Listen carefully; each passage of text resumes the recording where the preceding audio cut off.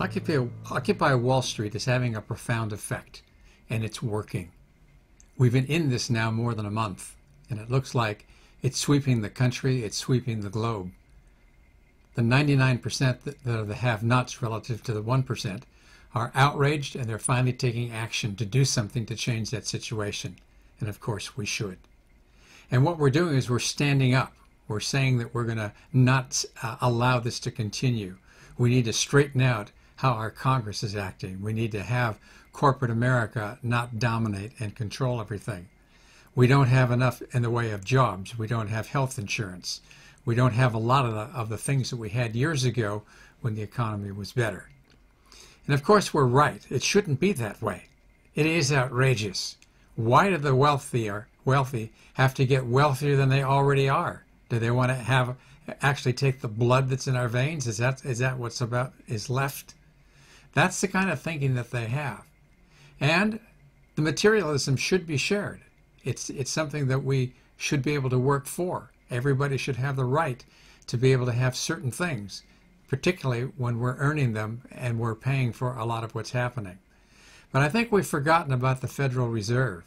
We don't realize, most of us, although there is some attention paid to Occupy Wall Street on the Federal Reserve, it's the culprit behind a lot of this. It controls the money. It doesn't have to tell us anything. It has become our lender and our master.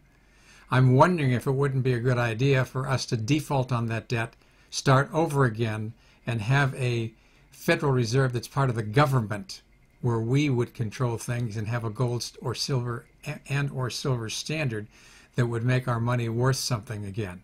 That would be one approach. And yet, is it really the 99% against the 1%? Aren't we one? Which means, aren't we 100%?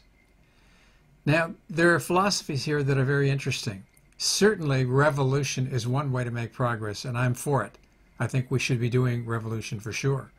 But at the same time, we should be thinking of the oneness of the universe and everything that's in it, and finding ways to include everything, every person, the good, the bad, the ugly, whatever is out there, in a way that is going to be supporting the oneness process.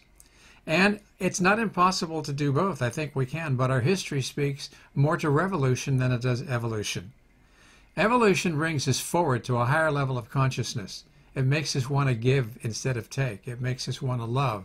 It makes us want to share. It makes us want to form a community where people can work together for the good of the community. It's not something that we've experienced in a long time in this country. And it's time to take that part back. But that means evolving beyond where we are. It's beyond fighting. It's beyond a revolution. And yet, at the same time, we have to look at where we are. We have to see where the rubber meets the road. And we have to take some kind of action that works for the masses of people. And that includes revolution. But those of us that understand the meaning of evolution and how we can transcend to a higher level of consciousness to make our communities much more servicing of the people that live in them is what our goal should be. And that's one thing that I would add to this Occupy Wall Street movement. Yes, indeed, revolution, but I insist also at the same time on evolution.